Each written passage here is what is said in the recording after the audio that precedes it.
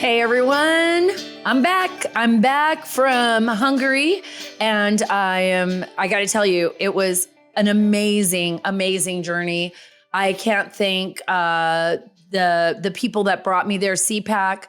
Thank you to Matt Schlapp. Thank you to CPAC Hungary for making me a part of such an incredible adventure. I had the opportunity to speak with Prime Minister Viktor Orban. That was actually a highlight of the trip. Very private, very wonderful meeting that we all had at his office on the hill. It's like a castle on a hill overlooking the whole city of Budapest. Just beautiful. And I have a lot of concerns. I came back not so much with Hungary, but how the United States is being portrayed across the globe and the concerns that other world leaders have as they watch us devour each other here in our own country and seeing what is happening to our nation as far as like our foreign policy with these nations. We're like basically pushing, and this is going to come up on a future podcast episode. Trust me on this, but we are literally pushing our allies into the arms of our adversaries under the Biden administration. And it is terrifying to me. And you could see that, across the globe. We're seeing that with China, expansionism across the globe. We're seeing it with Russia expanding its allegiances and alliances and forming new, I would say, agreements, trilateral agreements with China and others. And we've seen what's happened with Iran and even North Korea. So we have to be very, very careful. And I think it's very important that as we look into the future, that we not forget what other nations are there for and making those connections with people in other nations and building those relationships because, folks, we may need them someday. And today I'm going to be talking about something else. I'm going to be bringing that podcast, I promise you. In a future episode, I'm going to go into details, what we spoke about, what happened in CPAC Hungary, some of the issues that were being discussed and some of the real concerns. That'll be in a future episode. But today I want to talk to you about protecting your children because this is such a big issue right now. Even in Hungary, and I'm going to bring this up. The reason why I bring this up is that one of the big issues for the Hungarian government is protecting their children from predators. So 18 and under, you can't mess with the kids there. You can't teach transgenderism in schools. You don't push all of these type of sexual education platforms that we've seen extraordinarily extreme, not based on science, but based on, whatever you feel, in Hungary right now. That is not happening. There's laws that protect all children under 18 and in the same tone protect the parents. Well, this is, from people pushing their children in certain directions without their knowledge. And we saw that here in the United States, right? It's hard to believe, but children getting sex changes and, inhibitors, for puberty inhibitors and blockers, without the permission of the parents. And we see teachers that think they know better for children than what their own parents know. Well, that is not happening at all. And Prime Minister Viktor Orban was very frank, and he said to me, that was one of the big issues that he's having with the United States State Department, as well as the Biden administration, is that they see it, his decision and his government's decision and his nation's decision, by the way. This is because the majority of people in Hungary, they knew what life was like underneath an authoritarian regime like Stalin and others and the USSR that basically took control of their families, took away parental rights, owned basically their children and their land and everything. They had nothing. And they sent a very clear warning that will never happen in Hungary. So now, of course, the Biden administration is going after them.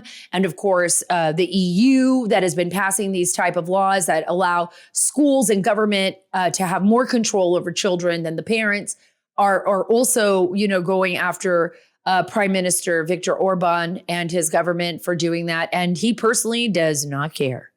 And neither do I. And I have somebody on the show today who I think is just brilliant. And he's somebody who is here in the United States. It's Professor Adam Candeub. Yes, Adam Candeub, because he can do. His name is Professor Adam Candeub, and he is an expert on, he's a lawyer, he's an expert on data, privacy, what needs to be done, social media platforms, how do we protect our children, the complex issues with First Amendment implications of that, how do we still keep our First Amendment intact and also protect our children. And there is a way to do this. You know, we do it all the time. We don't let kids go out to the store and buy cigarettes. They cannot purchase pornography. They are not allowed to do certain things. You can't send your 5-year-old out and let them go ziplining unless they can sign a consent form, right? Because if something happens, you're responsible for your child or the businesses.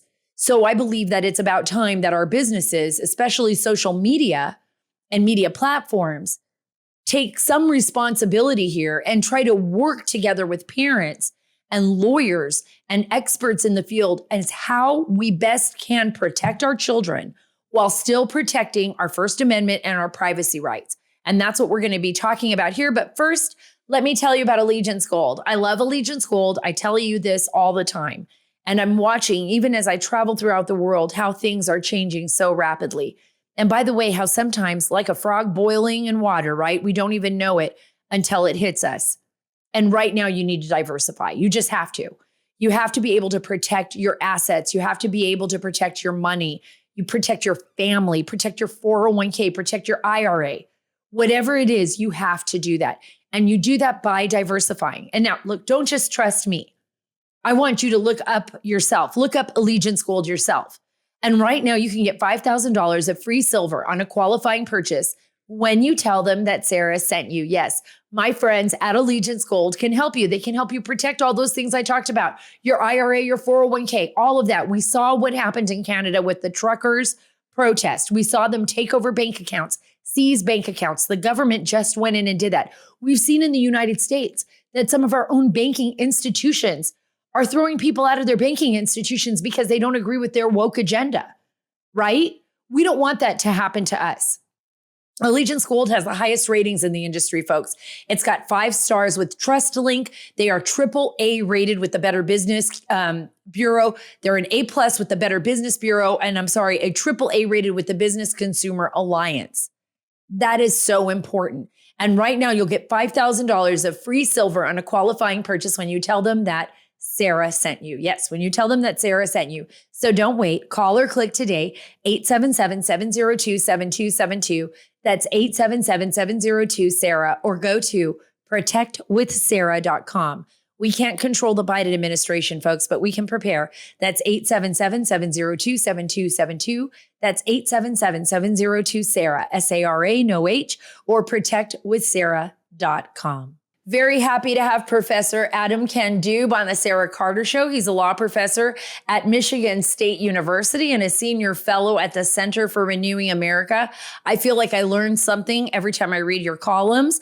You served in the Trump administration as the acting Assistant Secretary of Commerce. Amazing, amazing job that you did. I want to talk to you a little bit about that and about nearshoring as well and bringing jobs back into our hemisphere. And you're the Deputy Associate Attorney General, also under the Trump administration. Thanks so much for being on the Sara Carter Show. I appreciate it. It's a real pleasure and honor. Thank you. Well, thank you. I'm so... I just returned and we were talking a little bit. And since this is a podcast, we can be casual, thank God, and just talk about things. I just returned from Hungary. I was in Budapest and it was absolutely stunning and beautiful and all the things you always hear. But I think what really astonished me the most, Dr. Candeub, is the relationship, the failed relationship right now between the Biden administration and the prime minister and the government of Hungary. And when I spoke to the prime minister, he was very straightforward about certain subjects, which they're going to come up in my conversation with you. One of the issues that the people there in Hungary have taken issue with is the fact that they feel like they're being forced to accept this transgender kind of lackadaisical attitude towards their children, not so much of the adults, but they've passed a law now that is protecting children 18 years old and under, they believe, from exposure to all of this kind of ideological rhetoric that we see on social media, as well as, in the school systems with regard to gender transitioning, gender ideology. And they were very concerned about how the United States was pushing that influence on them and kind of strong arming them, saying, well, we're not going to, we're not going to assist you the way that you want us to. We're going to raise your taxes, which they did last week. We're going to do whatever it takes to try to force you to be like us. You need to think like us. And the EU is doing the same to Hungary. And Hungary kind of sees itself as like odd man out, in the world in this fight against, they call the woke. And the prime minister was very direct. Viktor Orban was very direct. He said, Sara, I'm fighting this woke ideology. I don't believe it's acceptable. Our parents don't accept it. We're a Judeo-Christian society. The majority of the people in our country, can make any decision they want after they're 18. But before the age of 18, we think we should protect our children. So what do you think? Well, I think that really fits with a lot of the concerns about social media. Where are young people learning about transgenderism? And I think as many commentators have pointed out, a lot of transgenderism, transsexualism. I don't like the word gender. So It's a word for nouns, not for people. So much is done through Twitter and TikTok influencers. There's a lot of research showing it's actually contagion, where young people spread it amongst each other using social media. Much like anorexia and bulimia and these various ailments, which have a large social contagion aspect to them. And it also shows that parents aren't really seeing what their kids are looking at. We don't educate our children. Teachers don't, coaches don't, ministers don't. It is the screens. It is the sort of panopticon they have with all of their friends, and you don't want that. I think some of my kids' friends are great, but I want to be the one who is telling them what is right and what is wrong, not their friends. Right. And a lot of times, look, my husband and I, we have 6 children together, our youngest being 10 years old. I absolutely am in agreement with you. I think our kids, not only do they spend a lot of time in school away from the parents, right? They spend 8 hours a day, usually away from mom and dad. They're in school. We've got to entrust, I guess, or trust in the fact that the teachers are teaching them the right thing. We have to be more actively involved in knowing what they're learning. And also when they get home, they want to spend a lot of time on television or whatever. And as parents, if you don't put a stop to that, then you're definitely allowing other people into your house to raise your child. And it could potentially be extremely dangerous. And that's not just me and you saying that. That's the FBI sending out warnings every single day saying, please watch what your children are doing online. Please watch what, social media applications they're on. Understand that there are predators out there targeting your children. And so this brings me to your column and to the reason why I'm so grateful to have you on the show. The new state law in Utah that's pushing back against big tech, quote unquote, to protect children from social media. And that comes from your headline and the story in the Daily Caller, which is your column is absolutely phenomenal. And you go through this Utah's social media law and why this social media law should be, I believe, a federal law to protect our children, right? We protect our children from child predators. We don't let people just walk into school willy-nilly and talk to our kids while they're sitting in a classroom. So why are we allowing them to do this online? Right, exactly. It's crazy. And actually, I think Senator Hawley introduced federal legislation that is modeled very closely on the Utah bill. So there is movement. I think I'm talking to a bunch of legislators across the country. But yeah, precisely. The Utah bill sort of does 4 things. It requires social media companies to verify the age of anyone who wants to create an account. And if they're minors, they need parental consent to create an account. Second, getting to some of your concerns, Ms. Carter, they talk about how, well, the legislation prohibits strangers from direct messaging minors and advertising to minors as well, which is, a genuine concern. Just because a child has a cell phone doesn't make him or her a target for criminals and people who wish them ill. Third, the act limits hours of access so that children can't be on social media between 10:30 and 6:30. This is actually a huge deal because this is the most sleep-deprived generation in the history of generations, something that the doctors have noted, along with the rising tide of mental illness, depression, every sort of bad sort of mental problem, that it's documented this generation is facing. And fourth, it requires a social media company to provide a parent or a guardian access to a child's account. So children can know, so parents can know what their children are up to. I mean, these are sort of the basic sort of sine qua non of what being a parent is, which sadly, because technology moves so quickly, it sort of slipped away from us. And that's really what the Utah law does. You would think it would be common sense, right, Professor Candeub? You would think that this would be like, wow, we should protect our children, but somehow the technology moved faster than our ability to even think about how to control it, right? I mean, it's almost the same thing with artificial intelligence now, and the warnings from Elon Musk saying, and others, even Stephen Hawking was saying the same thing. It's like, wait a minute, watch what you wish for. We're moving way too fast. The technology is way too advanced. We need to take a deep breath and kind of slow down. I know for me, there were a couple of lessons learned with my 10-year-old because it's a whole new world, right? And right. I think Roblox or Minecraft, I just thought it was like a game that she was playing and building stuff.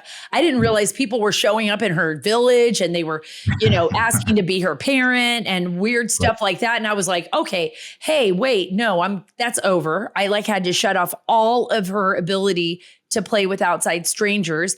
And I take the phone away that I use because I travel. So I want to be able to be in communication with her. And there's other extenuating circumstances, like my husband is blind. And if anything happens, I want to make sure I can be in touch with her or him if anything goes wrong. But I take the phone away. We take the phone away at night.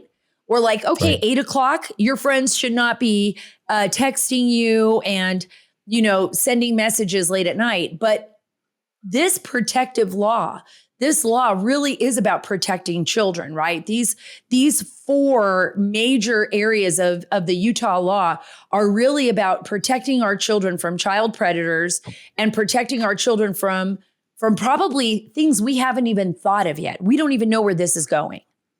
Right. I mean, and it's even, I think, greater than child predators. I mean, you look at our current generation and the numbers are terrible. I mean, even Biden's Surgeon General just recently report, mental illness is an epidemic among young women.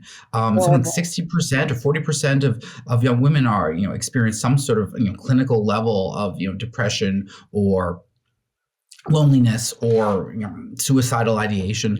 And a lot of and the research is very, very good. Social media plays a huge role, particularly in girls. In there's a link and I think I go so far as a causal link between social media use and unhappiness. And why should we be surprised? You take individuals that are insecure and then you put them up in the public for gaze and scrutiny, and surprise, they're depressed and neurotic. And this is a huge problem. And when we're seeing it before our eyes and we're not doing anything, and so that's sort of, that's how I got into this. I saw its baleful effect upon our kids, my kids. And it's like, no, this is not right. And, it's great. We did that too, taking phones away. But, not every parent can. Right. The answer, I'm debating libertarians and pro big tech people and say, well, it's a problem. Just take the phone away from your kids. Well, no, you want them to have the phone. I mean, you want them to have the safety. You want the good things of the telephone so that, if they get if their gas runs out, they're able to call somebody if they're being attacked or they want the good things. But that doesn't mean we have to, as a country, accept the bad things. I mean, it's called democracy. We get to choose. I agree with you wholeheartedly here. Look, if you're an adult, you can be in charge of yourself and what you're watching or what you're accessing on the internet, as long as I believe it's not criminal and you're not crossing any criminal lines. I'm fine with that. It's your choice, right? But when you're a child, we have laws to protect children for a reason. And we're saying like, well, oh, it doesn't count when it comes to the internet. No, it counts when it comes to the internet, probably more than anything else, in my opinion. I'll be back in a second. But first, let me tell you about fast growing trees. I'm so excited. Okay, while I was in Hungary, guess what?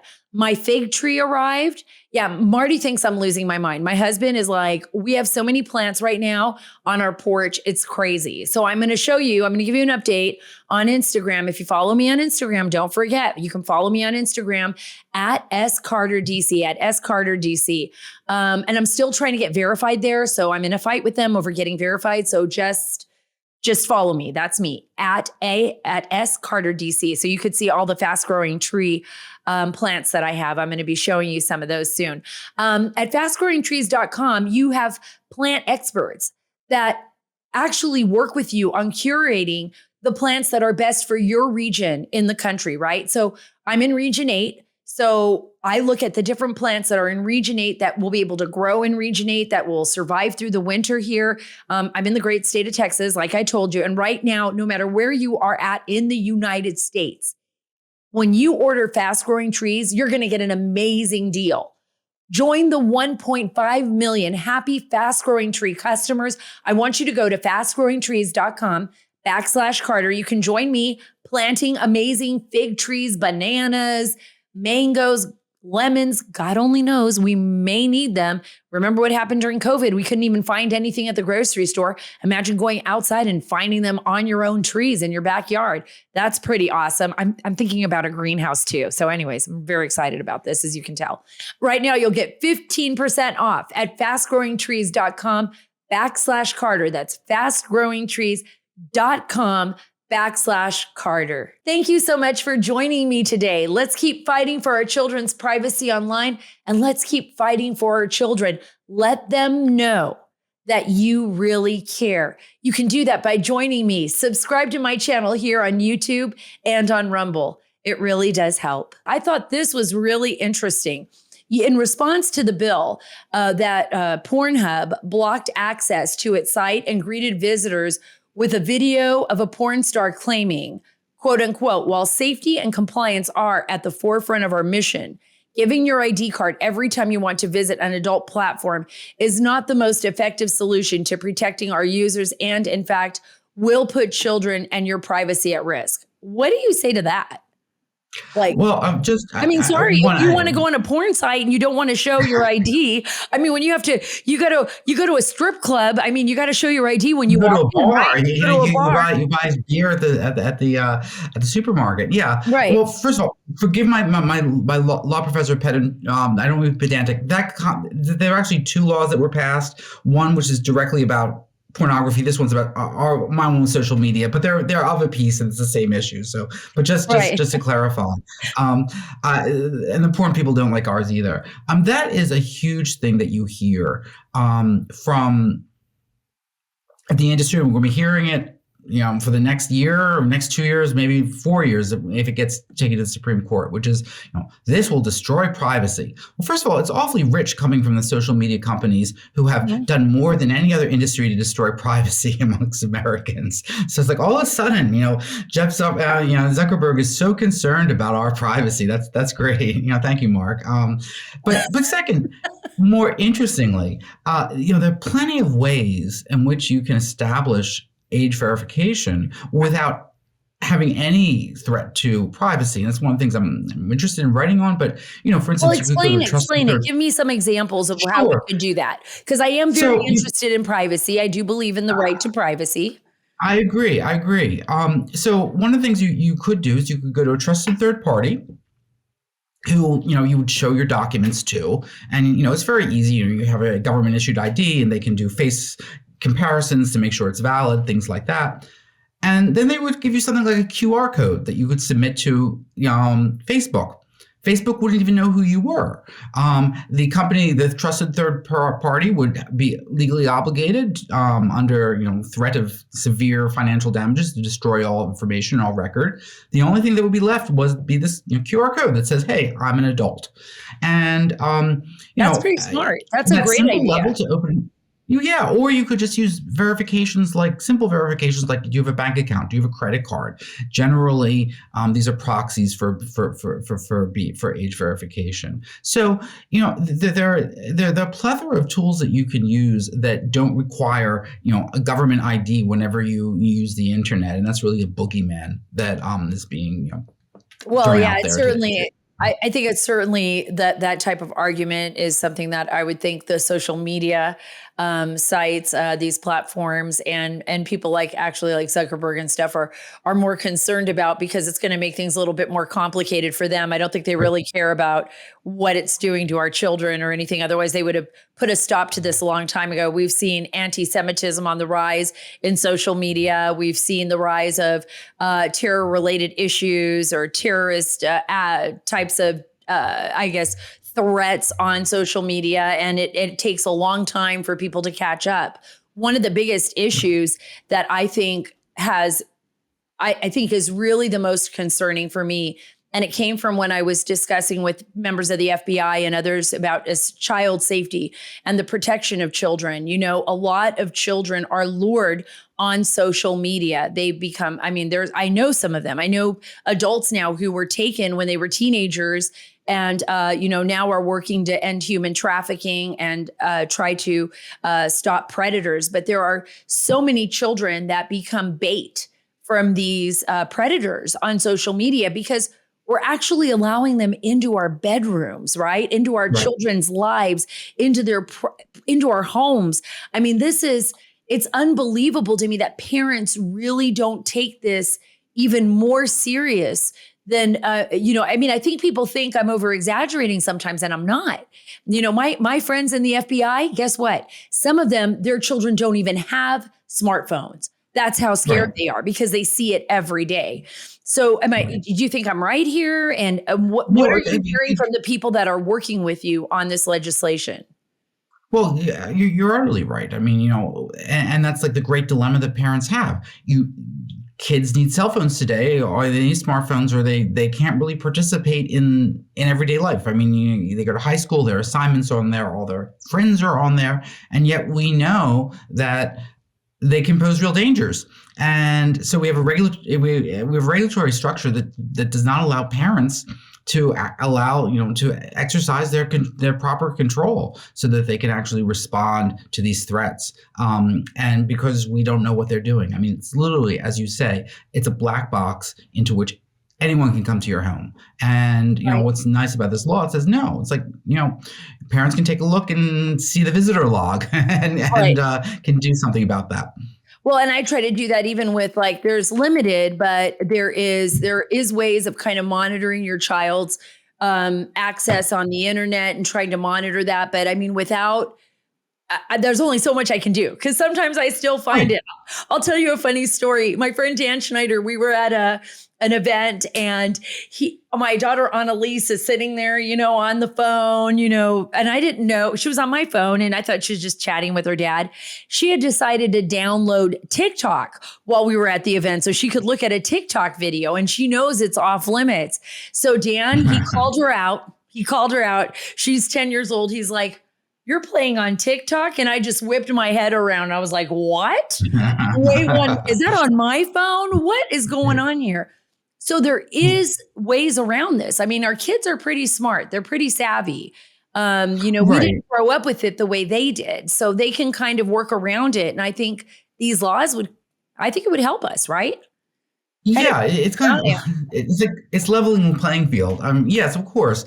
They'll always have an advantage to some degree, but this will give us an ability. The same power that parents had over the television set. Well, that's all that does. It says, this bill says, look, you used to be able to see and control what your kids watch on a television set. That's what this does for the cell phone. And as you point out, the dangers are so much greater with the cell phone, because it's not just a stupid sitcom that wastes waste your time.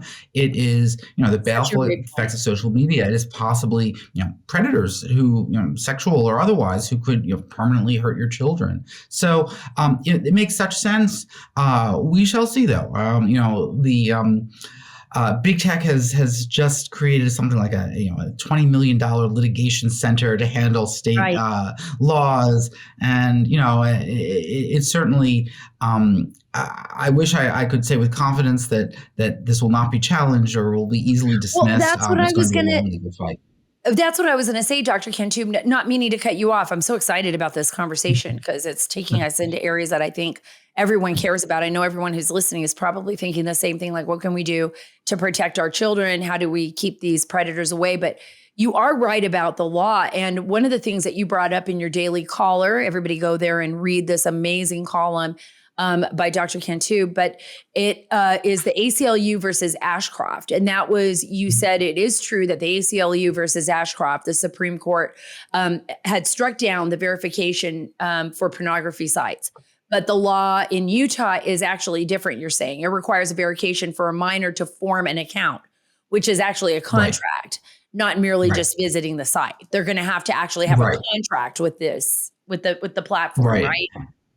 And I think that's one of the differences that I believe courts will recognize.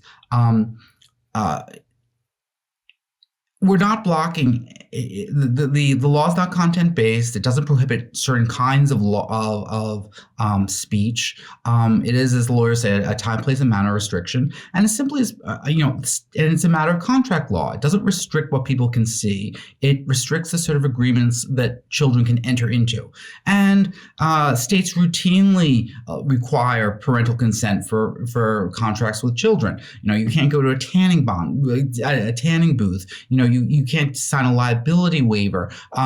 It permeates everything.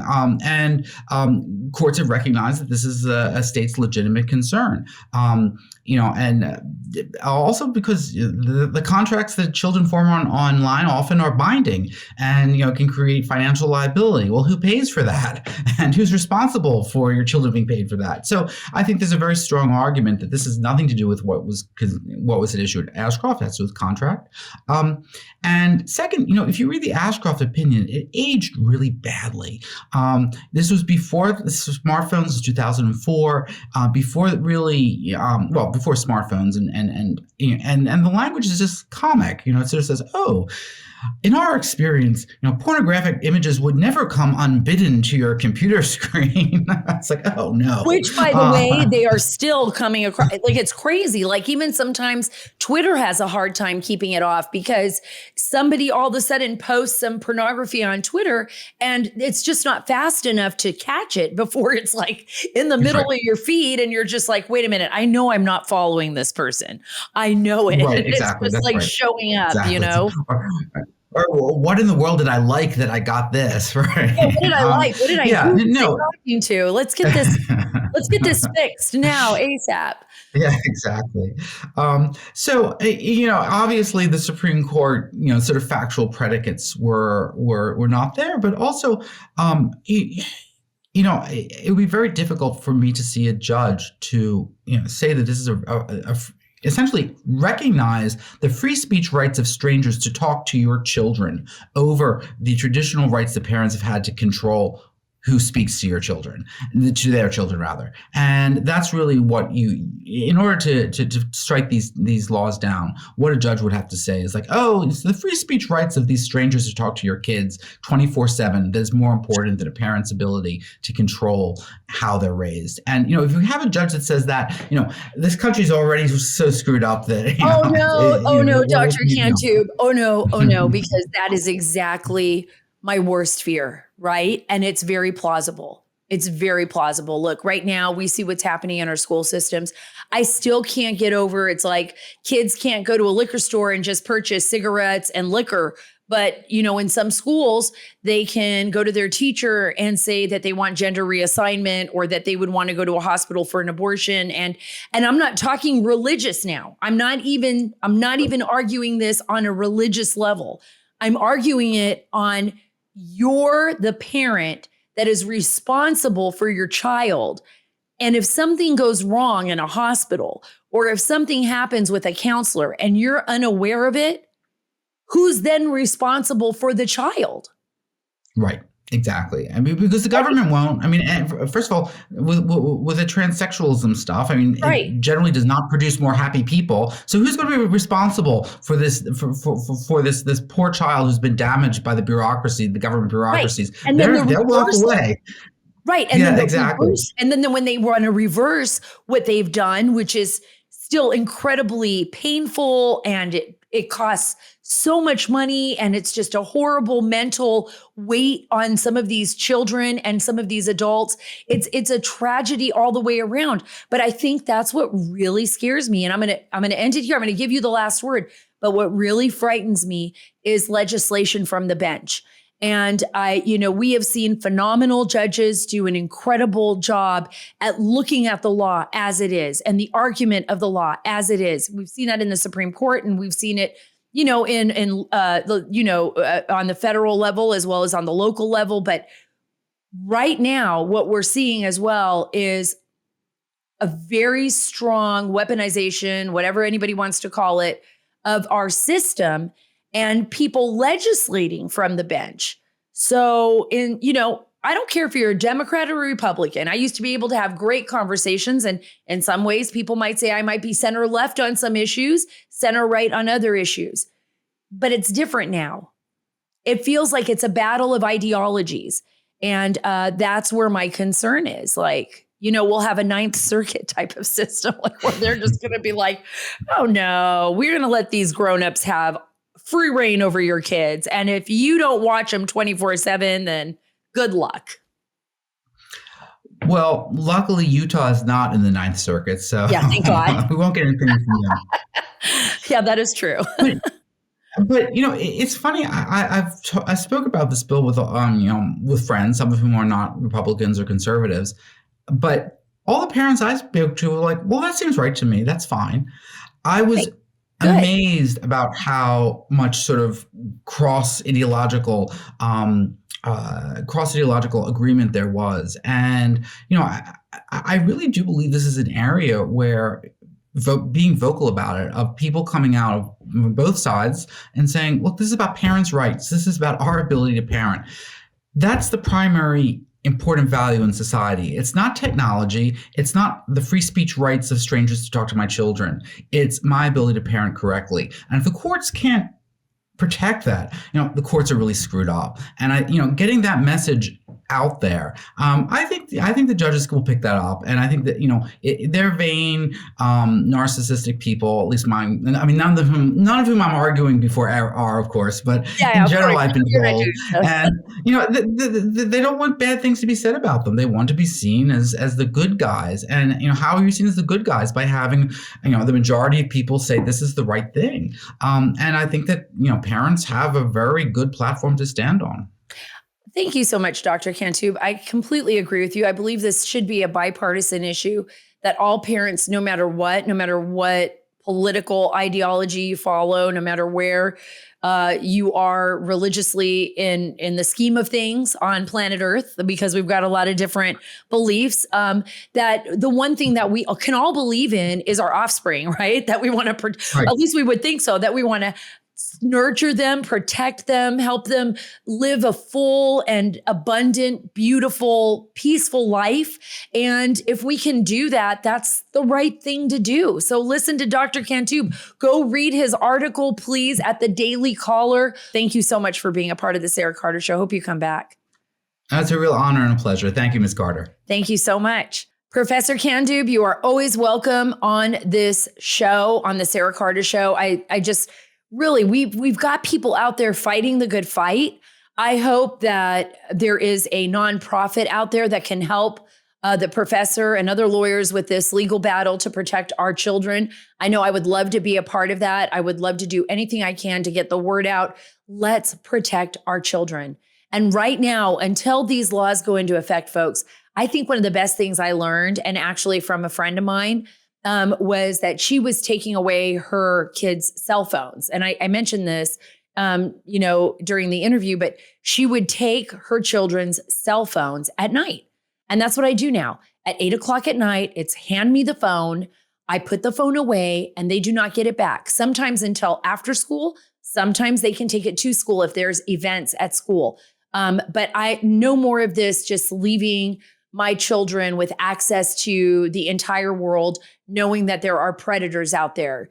They are not welcome in my home. I believe my children should still have access to technology. I think it's a new world and they need to be able to do that, just like I think yours do too.